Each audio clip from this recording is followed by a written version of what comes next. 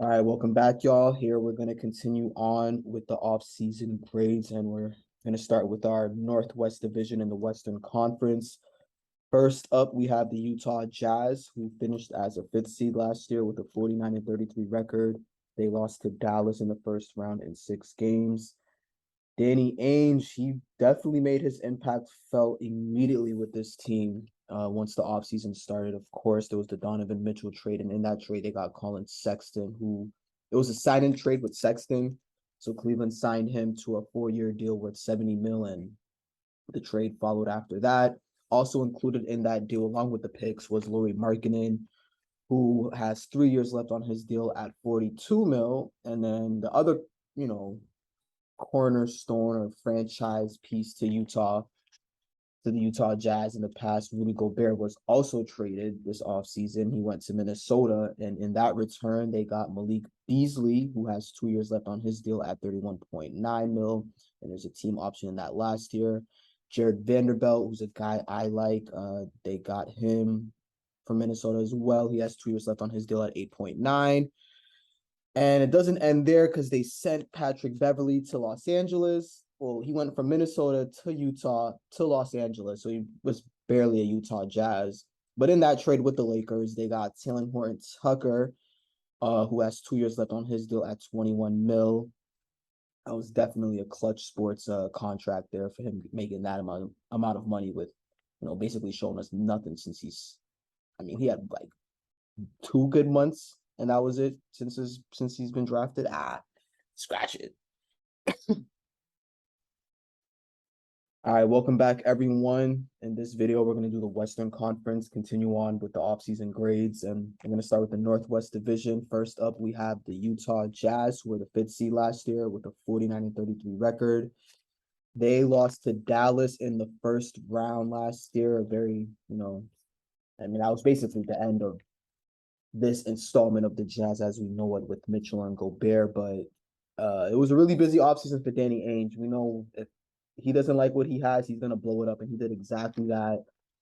I mentioned the Mitchell trade. In that trade, they got Colin Sexton. So what happened there was Cleveland signed him to this is what they call a sign and trade. Cleveland signed him to a 4-year deal with 70 mil, and then they traded him to Utah as part of the Mitchell package. Also included in that package was Lauri Markkanen, who has 3 years left on his deal at 42 mil. So I like Utah just, taking some young guys who have shown some promise. Maybe not haven't reached the full potential that people have hoped for, but again, they're still young. So, nice little reclamation project for both those guys. They also traded their other superstar, or I should not superstar, but other star, Rudy Gobert. And in that trade, they got Malik Beasley from the Timberwolves. His contract situation right now is 2 years left on that deal at 31.9 with a team option on that last year. Also included was Jared Vanderbilt, another young guy, which I like for them, just getting really young / tanking. But I like when teams are tanking, but there's also a lot of young talent on the team, and it looks like that's what Danny Ainge is going for here with these trades. So Vanderbilt, they got him in the deal for Minnesota. He has 2 years left on his deal at 8.9 mil.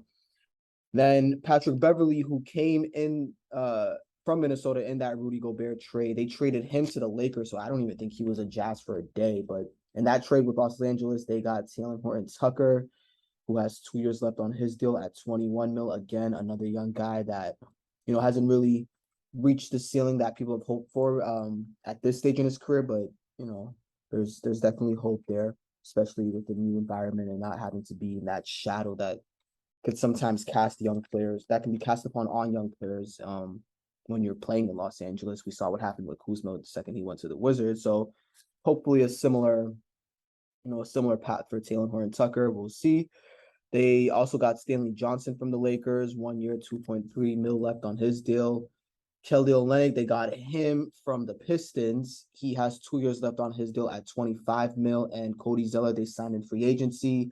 The Olynyk trade, that was what sent Bojan Bogdanovic to Detroit, which, God, doesn't make too much sense to me. I guess for Detroit, you kind of added shooter.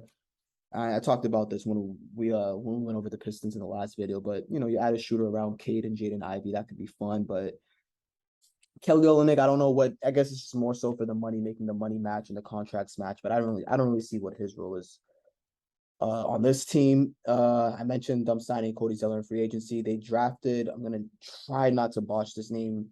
Ochi Agbaji with the 14th pick and Walker Kessler. That's the kid from Auburn with the 22nd pick. They're high on Ochi. I'm not too familiar with his game, but when I was doing my studies and watching film on Jabari Parker, Walker Kessler playing for Auburn, he came up a lot in those film sessions, and I liked what I saw from him. So he's going to be a fun young big that they can mess around with certain lineups.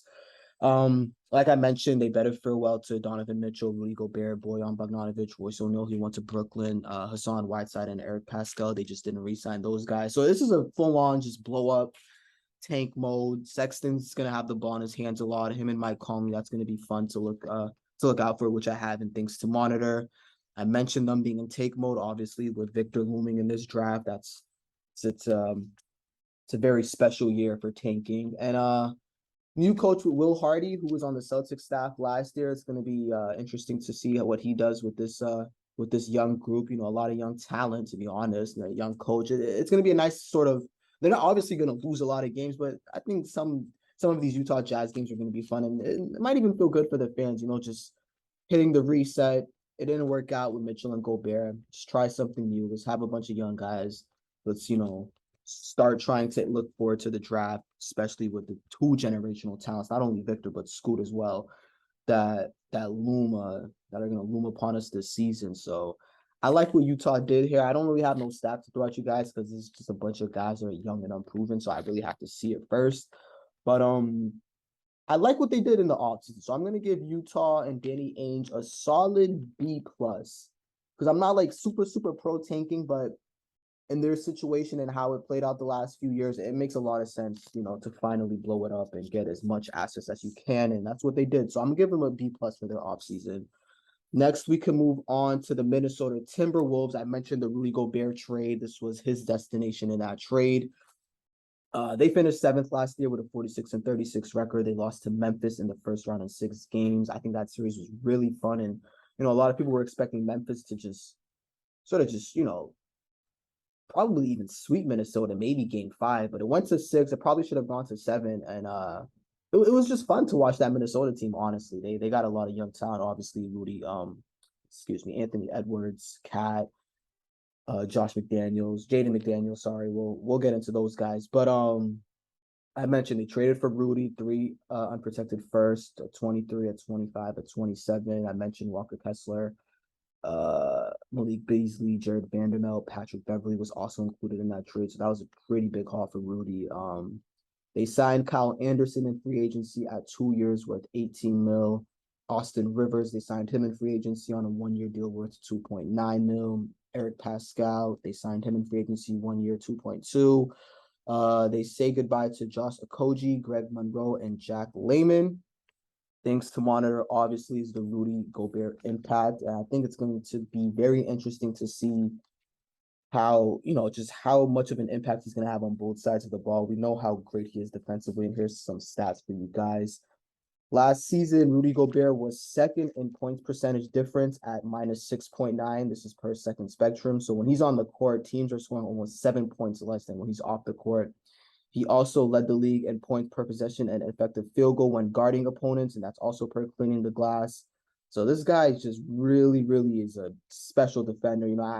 I've said some pretty mean things about Rudy Gobert in the past. I won't lie, but when it comes to defense, the guy definitely produces. He was first in overall defensive Raptor, and that stat measures how much points the team defense is improved by when the player is on the floor.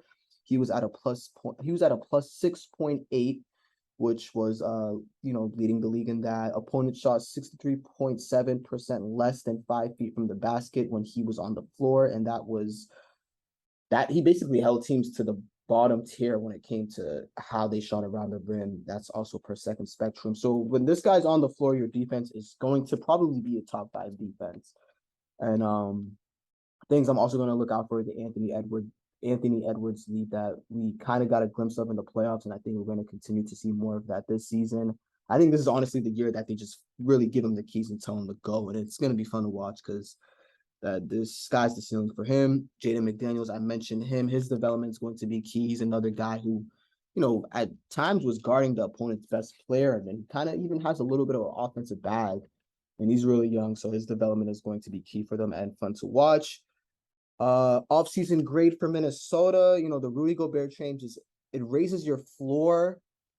Not sure how high their ceiling is with him because, the big sort of concern and, questions that come with Rudy Gobert is, can he close for you in these playoff games when teams are going really small? I mean, we saw what the Clippers did in the past playoff series against them when he was on Utah. Like we've seen it end bad for him, and it's not really his fault all the time because those Jazz teams were just not good defensively, especially on the perimeter. Mitchell rarely seemed interested in defending. Bojan's not really a good defender. It's really just Royce O'Neal on the perimeter and then Rudy in the backcourt. So that's not a lot for him to really have to rely on as far as perimeter defense. But seeing how it gets in the postseason, I think is what Timberwolves fans are really looking forward to. But regular season wise, I think they're going to win a lot of games. I still like the trade for them. Him and Cat, that's going to be fun to watch, a little Twin Tower thing going on there. I'm going to give Minnesota a B, a solid B. I'm just not super, super high on the Gobert trade, because of the question marks in closing situations, especially in the playoffs. But he's going to make your team really good in the regular season, and the guy's a walking top 5 defense. So I'm going to give Minnesota a B for their offseason. We can move on to the Oklahoma City Thunder. They were the 14th seed last year with a 24-58 record. This past offseason, they drafted Chet Holmgren that says the first overall pick, but he was actually the second overall pick. Sorry for that error. They drafted Usame Jang with the 11th pick. They re-signed Lou Dort on a 5-year deal worth $82.5 million. They extended Kenrich Williams on a four-year deal worth $37.2 million.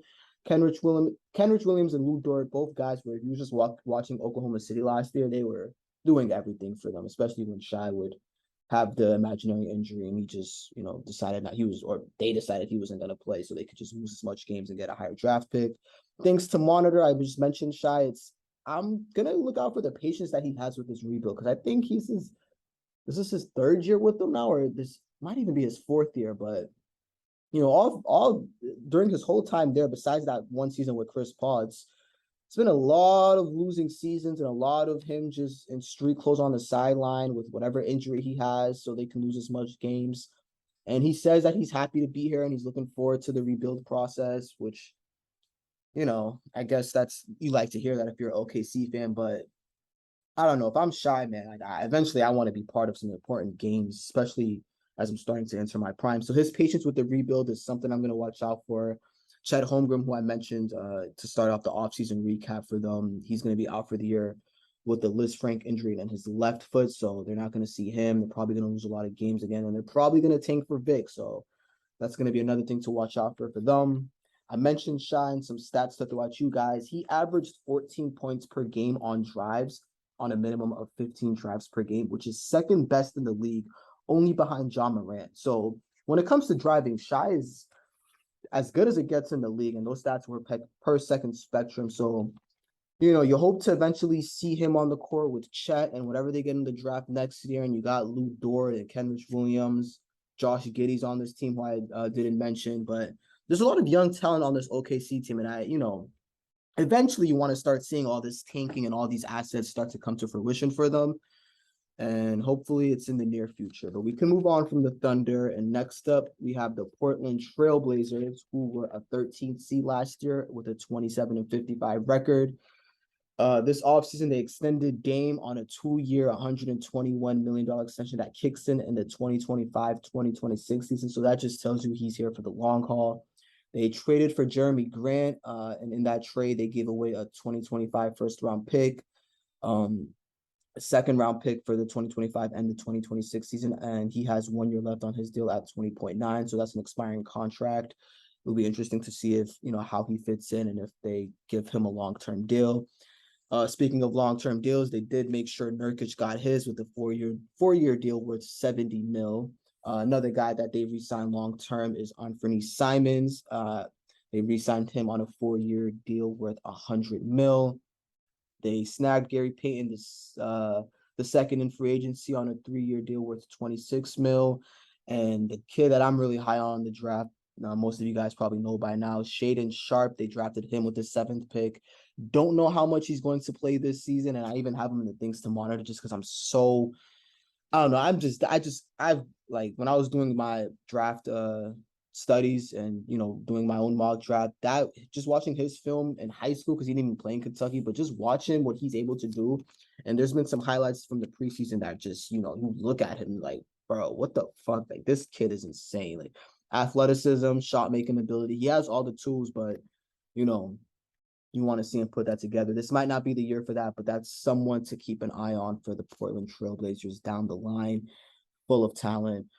Things to monitor this season is the Anthony and Dame dynamic. And I mentioned that because here's some stats for y'all on Anthony Simons. Last year, he led the league on 3-point percentage on catch and shoot at 47.8%.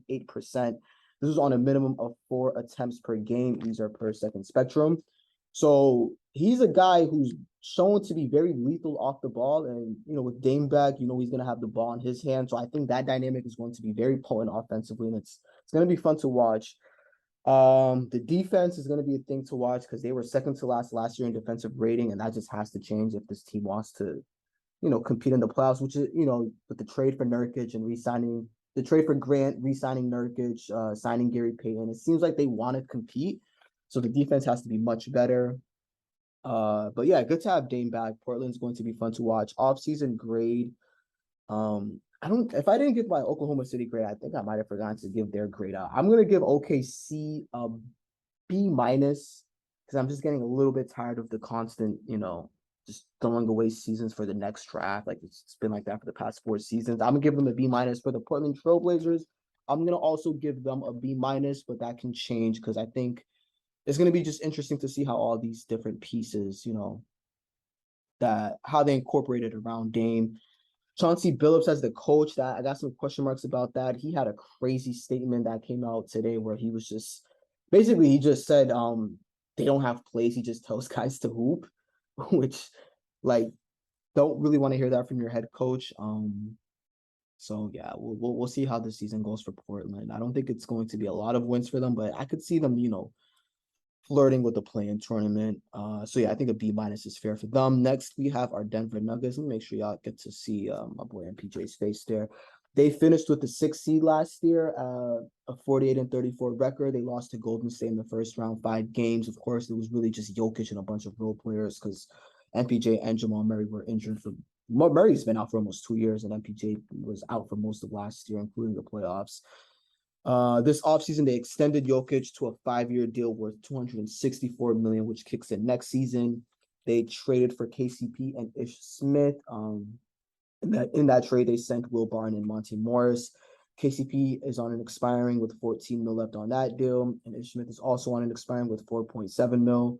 I really like the KCP trade. I think that's just a guy who can close for them. He can guard, which kind of alleviates that pressure off of Jamal Murray. And I think he's just going to fit perfectly with this team. We saw how big of an impact he had when he was on the Lakers in the bubble. The guy was just hitting, really important shots for them while playing great defense on the other end. Just a solid guy that you want on your team. Another solid guy that they got in free agency this past season, offseason, was Bruce Brown from Brooklyn. Signed him on a 2-year deal worth 13.2 mil. And I just can't wait till we get to see Jokic and Bruce Brown pick and roll because that's just going to probably break some people's brains. But Bruce Brown, that's a doggy right there. That's a good signing for Denver. I like that. DeAndre Jordan, they signed him on a flyer worth 2.9 mil. That's just an extra body to throw out when Jokic gets tired. They lost Will Barton and Monte Morris in the trade for KCP and Ish Smith. I mentioned that. DeMarcus Cousins, they let him go. Campazzo goes. JaMychal Green goes. And Austin River goes. Things to monitor this season. The Jamal Murray return. I mean, like I said, this guy hasn't really played ball in almost 2 years. He looked good in the preseason, but I think he actually got injured with a hamstring injury. They're not saying it's that, it's too serious or anything to be concerned about, but, those little knick-knack things, little knick-knack injuries that follow major injury are things to monitor. So I just want to see how he looks to start the season and, how long it takes for him to kind of get his groove back. MPJ, another guy I'm watching this season, his continued growth is going to be important for them. I think he's really their X factor because if he can just hit this level offensively that he's shown but hasn't really, been consistent with, if he's able to put it all together and on the defensive end too with his size, I think that could really elevate Denver's title hopes. And the closing five, that's going to be something I'm going to be interested in. Do they close with KCP? Do they close with Bruce Brown? Um, you know, how much Jeff Green plays in the closing in crunch time because he played a lot last season. I'm sure they don't want that much this season, just considering how old he is. So that's going to be interesting to see for Denver. Some stats on the Nuggets. This is a guy. If we're going to mention Nuggets and stats, we obviously have to start and probably end with Jokic, but on a minimum of 1,174 minutes played, Jokic was first in offensive box score Raptor. I mentioned that, just the impact the player has on the court at plus 8.4. So he was basically the best offensive player last year. Overall offensive Raptor, he led the league in that at plus 8.5. And here's something that might surprise y'all. When it came to defensive box score Raptor and overall defensive Raptor, Jokic finished second in both categories at plus 6.3 and plus 6.1. And these stats are per 538. So, you always hear Jokic, is he, is that the dynamic big guy that can really close for you defensively in playoffs? It's like, obviously he's going to be on the floor when you're closing games because it's fucking Nikola Jokic, a back-to-back MVP. But, some criticism you're going to hear is how dynamic is he defensively, and is he dynamic enough to really win you 4 playoff series and get you to the championship? I think so. I think the numbers think so as well. And now you have guys like KCP and Michael Porter Jr. if he stays healthy, Bruce Brown. You just have more defenders that you can kind of throw in the pick and roll when teams try to pick him out. I think that's going to make life a little bit easier on him. And then just having these guys on offense, he doesn't have to exhibit that much energy on defense. I think Denver's going to be really good this year, to be honest. So I'm looking forward to watching them. For the offseason grade, I'm going to give them a solid. I might give them an A. I'm not going to lie, because I like the KCP signing, Bruce Brown. They bring back Murray and MPJ. Obviously, that's huge. So I'm going to give the Denver Nuggets a solid A for their offseason. I think they're going to be really good this year and definitely title contenders. Next up, we can move on to the Southwest Division. And the first team I have up are the New Orleans Pelicans. Last year, they finished with a 36-46 record. That was good for the 8th seed.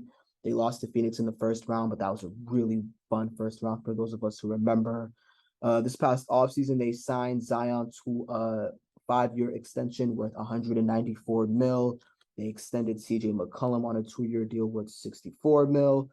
They extended Larry Nance Jr. To a 2-year deal worth $21.5 million. They drafted Dyson Daniels with the 8th pick, who's already shown some promise in the preseason on both sides of the ball, being able to play, at times exceptional defense and also showing some hints of playmaking, which, I mean, that front office with the Pelicans, you have to give them a lot of credit with what they've been able to do in the draft the past couple of seasons. Things to monitor this year, obviously, the Zion return. I mean, the last time this guy was on the court, he was basically putting up Shaq numbers, and he looks slimmer, he looks stronger. He says this is the best he's ever felt. So watching how he looks is going to be really fun. And that's just a fun player to watch in general. So that's something to watch out for. The point guard situation, it looks like CJ's probably going to, have the ball in his hands for the most part as far as initiating the offense. But it's going to be interesting to see how Willie Green mixes that up with maybe BI running some point. We might see some point Zion, Jose Alvarado, Grand Theft Alvarado. We might see him run a little point. Herb Jones. I mean, this is the thing. These guys have a lot of talent and all these guys can do a bunch of different things on the floor. So the Pelicans that's a team that it won't be surprising me if they're a 4th seed. And also just have the young guys. I mentioned most of them already. Trey Murphy, another guy who's really fun to watch. Here's some stats for y'all though on the Pelicans, and this is some Herb Jones love right here. Herb Jones was ranked 11th in defensive LeBron. Again, that stat that measures impact on the floor per 100 possessions. And for a rookie to be that high, it's actually insane, to be honest, that he's that good defensively already. And then this preseason, it looks like his jumper is starting to fall. He's more confident with the ball in his hand. So Herb Jones, that another kid where the sky's just the ceiling for him. A little CJ love here. CJ scored 1.02 points per possession as the primary pick and roll ball handler, which was 8th best in the league. So again, like there's the point guard question marks with this team, but I think CJ has shown the ability, which we didn't really get to see in Portland because obviously Dame's on the team, but he comes to the Pelicans and he's really shown the ability to be a pretty solid point guard, at least play the point guard role. So you bring back Zion to this mix to a team that was already really fun last year and really tantalizing as far as talent goes. The Pelicans are going to be really fun to watch this year. This Western Conference is going to be insane. But for the offseason grade on the Pelicans, I'm going to give them, this is another A. This team, I love what they did. They look like they might have hit on the draft yet again with Dyson. Zion coming back is obviously a huge boost. So I'm going to give the Pelicans a solid A. And we can move on now to the Memphis Grizzlies. They last year finished with a 56-26 record, which was good for the second seed. They lost to Golden State in the second round in 6 games. This offseason, they made sure they extended Ja to a 5-year deal worth $194 million. They extended Steven Adams to a 2-year deal worth $25.2 million. Tyus Jones got re-signed on a 2-year deal worth $29 million, probably the best backup point guard in the league. John Conchar, they extended him on a 3-year deal worth $18 million.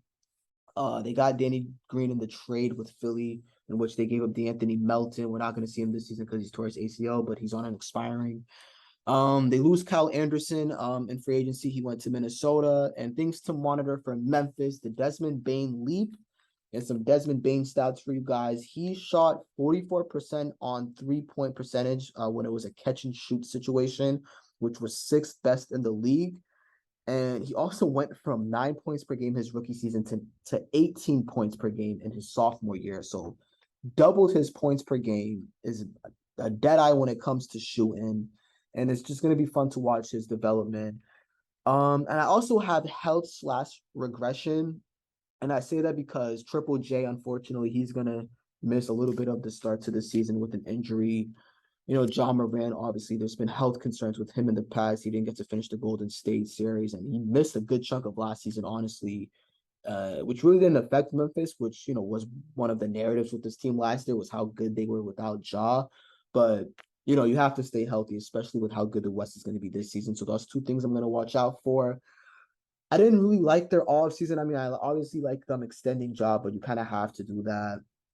They just made necessary moves, so I'm going to give them a solid B for their offseason grade. Nothing that really, moved the needle and made them better, I'll say, but they didn't get worse. So I think a B is fair for the Memphis Grizzlies for their offseason.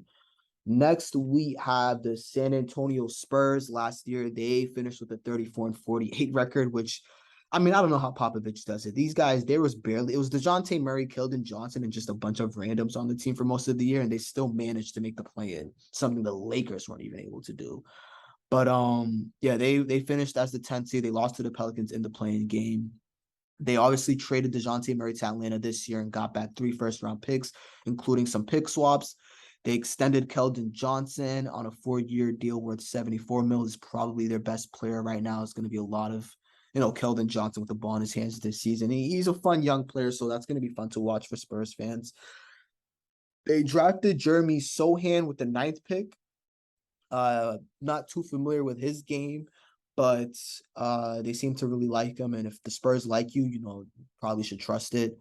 They lose Lonnie Walker in free agency to the Lakers. Things to monitor this year. Keldon Johnson, I mentioned him. He's just gotten better each season. So to see his growth this year is going to be fun to watch. And this is a team that's definitely in the sweepstakes for Vic because the DeJounte Murray just tells you that they're looking to really tank this year. And when you have a guy like that in the draft, I don't blame them.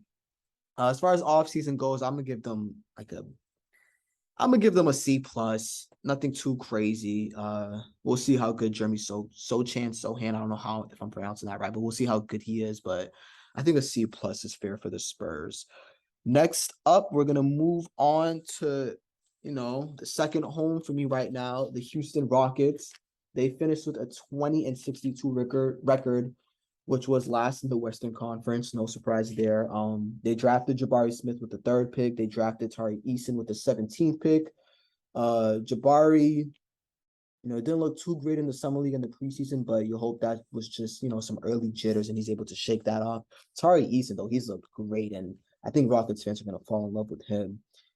They signed Willie Cauley-Stein in free agency on a 1-year deal worth 2.4 mil. They sent John Wall to the Clippers. Christian Wood, they sent him away in that trade with the Mavericks that happened before the offseason even started almost. And Dennis Schroeder, they let him go. He's with the Lakers now. Things to monitor. The draft picks I mentioned, again, Jabari and Tari Eason are going to play a lot, so it's going to be fun to see, what they're able to do. And the Jalen Green leap, and some Jalen Green stats for you guys.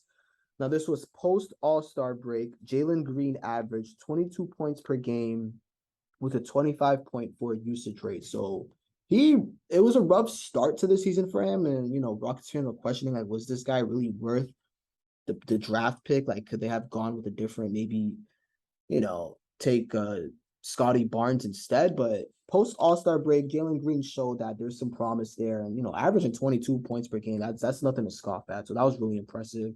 And I'm sure he's going to be better this season. For the offseason, I'm going to give them a B-. I like the draft picks, but I'm not really sure. It's most likely going to be another tank season for them, but it's going to be some fun young guys running around. So I'll give them a B- just because I like what they did in the draft. And Tari Eason, another guy I didn't mention, Ty Washington, they got him in the draft, I think with the 25th pick, I think.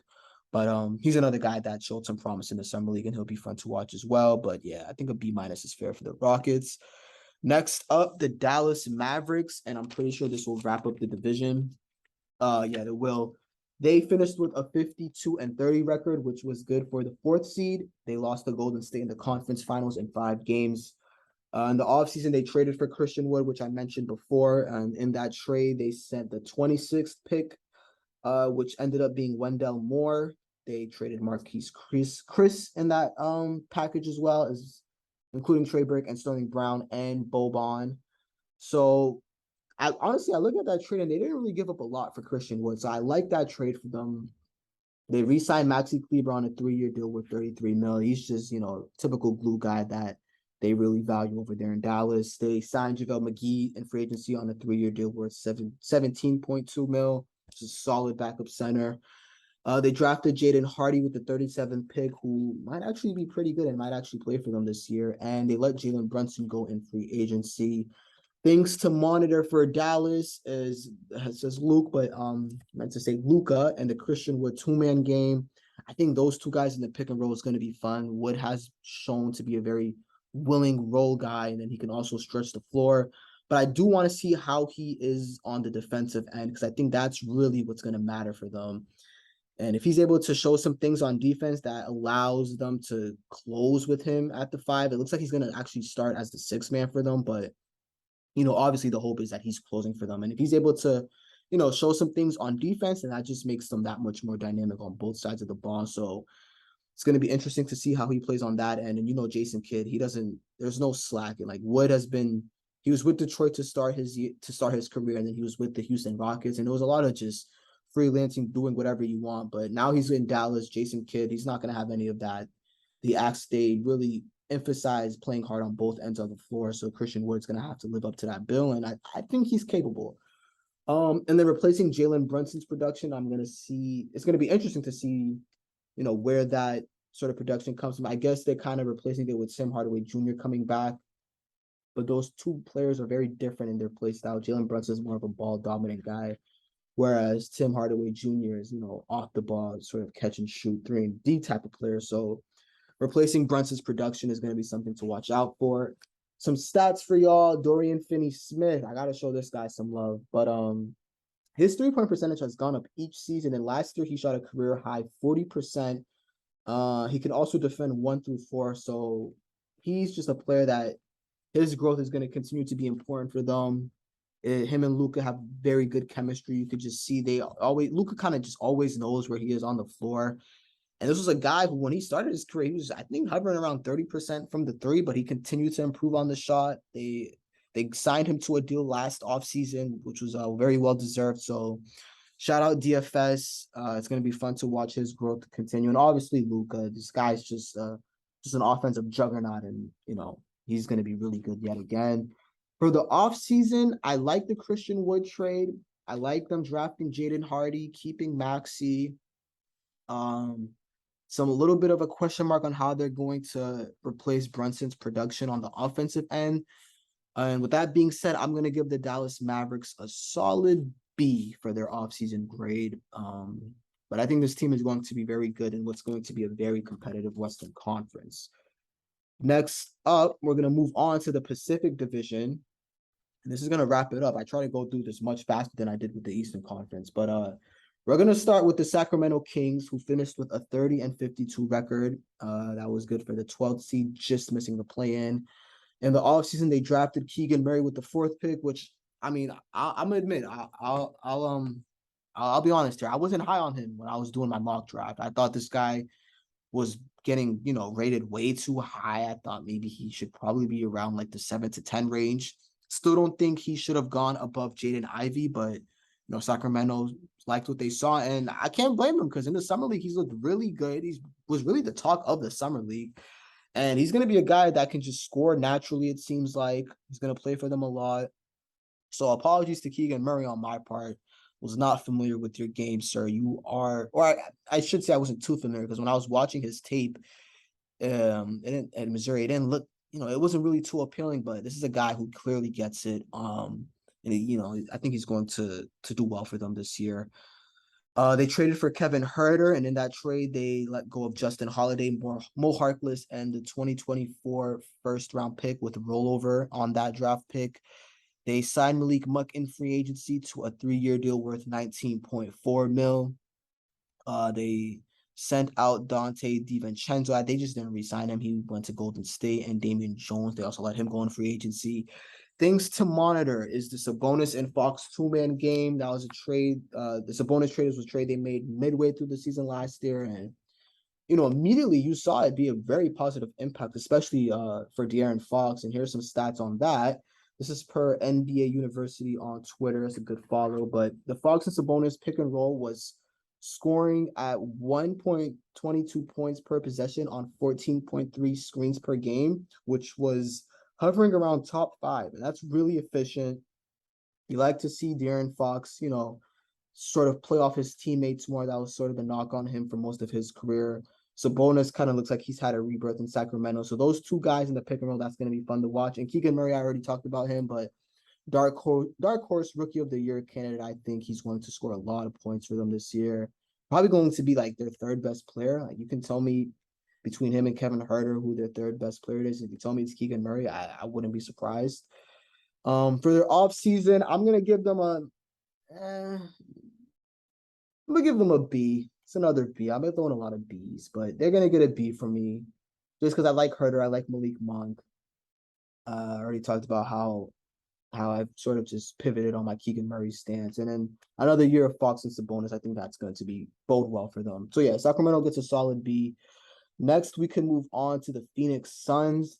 This season, off season, I'm going to tell you right now, they are not going to get a B. It's probably going to be lower. But last year, they finished with a 64-18 record, which is just crazy when you even just look at those. Just look at that record. That was obviously good for the 1st seed.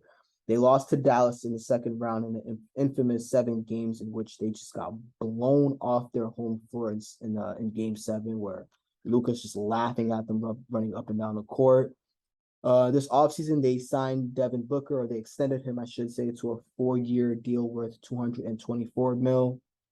They re-signed DeAndre Ayton on a 4-year deal worth $133 million. And of course, that's where all the drama was surrounding, where Ayton, after the finals, basically didn't talk to anyone on the team. Him and Monty Morris didn't really talk to the preseason, I think. And they weren't trying to really re-sign him. But then eventually, after Indiana threw some cash at him, they matched that offer. And it looks like he's going to stay with Phoenix at least until January, where he will be eligible again to be traded. But for now, Ayton is a Phoenix Sun.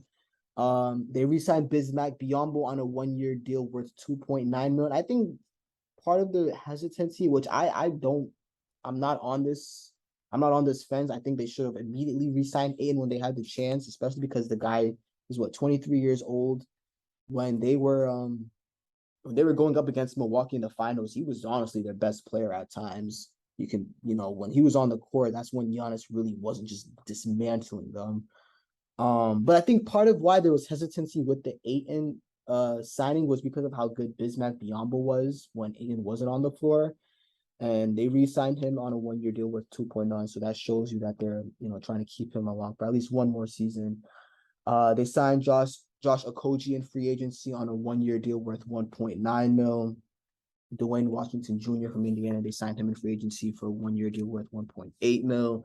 They let go of Alfred Payton, JaVale McGee, and Aaron Holiday. Things to monitor. I already talked about the, sort of unhappiness with the Ayton situation. Crowder's another guy who's not really happy with his situation now in Phoenix. And I guess that kind of stems from Monty wanting to start Cam Johnson potentially to start the season. And, a guy like Crowder, he thinks that, that shouldn't be the case. And he's unhappy with that. So he requested a trade, which is like now, like anyone's just going to, if Crowder's in a situation or has, put himself in a situation where he's demanding trades, it just, anyone could do it at this point.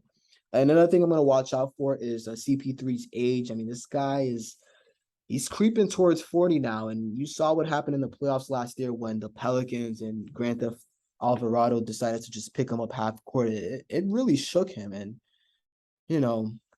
he's only getting older, small point guard. We know how that usually goes with that. So it's going to be interesting to see how he comes out to start this season. Some stats to throw at y'all for the Phoenix Suns, not too much, but they were third in defensive rating last year and fifth in offensive rating and first in net rating. So they were really good. I still think they're going to be pretty good this season. I didn't even mention the Sarver situation and, the sort of the way that just dampens the mood even more when you're projecting the what this year might look like for Phoenix. But there's still a lot of talent on this team. So I think they're going to at least be they should still be a top 6 seed, in my opinion. For their offseason grade, I mean, it wasn't great, obviously. Sarver, Ayton, Crowder's, a lot of bad apples that they had to deal with this summer. So I'm gonna have to give them a solid C for their offseason. But we'll see. This could be one of those where everyone doubts us and they just turn it around and they rip off another 55+ win season. It wouldn't surprise me, but I don't know. I think it's going to be at least a rocky start for Phoenix, that's for sure. Next, we have the Los Angeles Clippers. They finished with a 42-40 record, which was good for the ninth seed. They lost to the Pelicans in the play-in. This offseason, they re-signed Batum on a 2-year deal worth 21 mil. Robert Covington got re-signed on a 2-year deal worth 24 mil. Amir Coffey, who's a fun guy to watch, they extended him on a 3-year deal worth 11 mil. John Wall, they signed him in free agency on a 2-year deal worth 13.2. It's just going to be good to see John Wall play basketball again. Moses Brown, they signed him in free agency, 1-year deal worth 1.9 M's. And then they let go of Isaiah Hartenstein, which that kind of sucks because he was really good for them last year. Things to monitor. Obviously, Kawhi returns to basketball after being out for another guy that's just been out for over a year. We didn't see him. And last time we saw him was, I'm pretty sure, the Phoenix series in 20, like the playoffs before last year. And he tore his ACL in that series, I'm pretty sure. So that's the last time we saw him play. It's going to be good to see him back. It looks like he's bulked up this season. It looks like he's ready for another vintage season, hopefully. But I have to mention him and Paul George because we got to talk about the games played with those guys. Kawhi's 5,000 minutes in the past 5 years, which is just very scary when you even hear that number. Paul George, another guy who's had to deal with a lot of surgeries recently. So, you just want to, if you're a Clippers fan, you want to see these guys play on the court together for a good, long, extended period. And I think that's going to bode well for them in the postseason because we haven't really had a full year of just healthy Los Angeles Clippers beginning to end. I mean, you could count the bubble, but that was just so weird. So this year, I think there's a lot riding on those two guys and just the franchise in general. So we're going to watch out for that. And the rotation, I mean, there's a lot of, I mentioned Batum, Covington, Wall. They have Terrence Mann, excuse me. John Wall, they Marcus Morris. They have a lot of guys, Luke Kennard. There's just a lot of guys on this team. So it's going to be interesting to see how Ty Lue, plays with the rotation and what he kind of lands on as the 9 or 10 guys that just, are gonna constantly play because they probably really have like 12, 13 guys who could really play meaningful minutes. Not too much stats on the Clippers besides them being eighth in defensive rating last year, which I thought was impressive considering Kawhi was out for the season and Paul George was, out for half of the season. I think that's a credit to Ty Lue and having those guys ready every night. So they're going to be better in that regards, obviously. And yeah, it's a big season for the Clippers. For the off season, I'm going to give them a solid B. Basically, I mean, they lose Hartenstein, which I don't like. They bring in John Wall, which I do like. So that kind of offsets each other. And they kept most of their guys. You bring back Kawhi, but I'm not going to factor that in too much into the grade because that's just, that was expected. So I'm going to give you, I think they get a solid B from me for their offseason. Next up, we have the Los Angeles Lakers. Man, oh man, talk about drama. But they finished with a 33-49 record last year, which was the 11th seed, and they did not make the play-in, which is a real disappointment for them. This offseason, they extended LeBron to a 2-year deal worth $97 million. They traded for Patrick Beverley, and in that trade, I mentioned this when I was going over Utah, but they sent out THT, Stanley Johnson. They signed Juan Toscano Anderson in free agency on a 1-year deal worth $1.9 million. Lonnie Walker, they signed him to a 1-year deal worth $6.4 million. They re-signed Thomas Bryant on a 1-year deal worth $2.1 million. Dennis Schroeder makes his return on a 1-year deal worth $2.6 million, which is crazy because at one point this guy was looking at a $70-80 million contract, and that's just been completely shrunken by a tenth of what it was supposed to be. Come on, Dennis, you gotta be better as a business guy there. But they lose Malik Monk, they lose Melo, they lose Wayne Ellington, they lose Dwight Howard, Avery Bradley, and Kent Bazemore. Just a lot of old guys. Malik Monk obviously not being old, but I don't know. The Lakers is such a weird team, man. But thanks to monitor, obviously, the Russ situation where now he might, I guess I'm filming this on a Friday. They play tonight or tomorrow, but it was just reported that he's gonna come off the bench, and that might be how they go about it for the regular season, where he's just gonna quarterback the second unit. And I'm just wondering if this guy's even gonna be on the team by Christmas because they say they want him. He says he's there to do his job. It's just been a very, very weird vibes with Westbrook and the Lakers since last year, honestly. So that's obviously something to watch out for. If their trade happens, we'll see. The closing five, obviously AD coming back, that's a big thing. And I have him listed as things to monitor as well, because this is a very important season for him because he had a great run in the bubble, but then after that, it's just been a bunch of misses. And this is the year where it looks healthy. It looks like he lost weight. He says he feels great, and they're gonna need a vintage AD season if they really want to make some noise. That he's probably gonna have to be their best player if this team even wants to have even the slightest of hopes of contending for a title. And yeah, that closing five. I mean, we might see Austin Reeves. We might have a Patrick Beverley, Westbrook, and Lonnie Walker backcourt.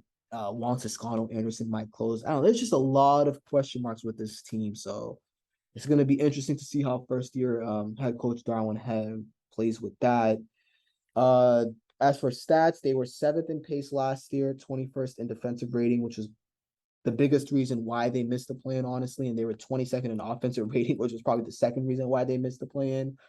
The 7th in pace is interesting because that just tells me that even with LeBron being at this age, they still want to run with him. And I mean, there is a world where Westbrook is out running and he's buying into his role, and LeBron's still gonna look amazing in year 50, and Anthony Davis is great. Like, there is a world in which this Lakers team is actually really good, and they might be a top 5 seed. Like, it wouldn't shock me, but a lot of things have to go right for that. So we'll see. For the offseason, I gotta give them a C plus. I mean, the drama with Russ, the weird fits, guys where I just don't know who's gonna play, who isn't gonna play, what the lineups are gonna look like. There's just a lot of question marks with this team. So I gotta give them a C plus, and they're gonna be fun. There's definitely gonna be some fun television having these guys on every night, that's for sure. But we can move on from the Lakers and finish off with the Golden State Warriors, the champs last year. They finished with a 53-29 record, which was good for the 3rd seed. This offseason, they re-signed Kevon Looney to a 3-year deal worth 22.5 mil. They re-signed Andre Iguodala on a 1-year deal worth 2.9. Dante DiVincenzo, they signed him in free agency on a 2-year deal worth 9.2. I'm gonna take a sip of water because my voice just is about to collapse on me. Man, that was needed.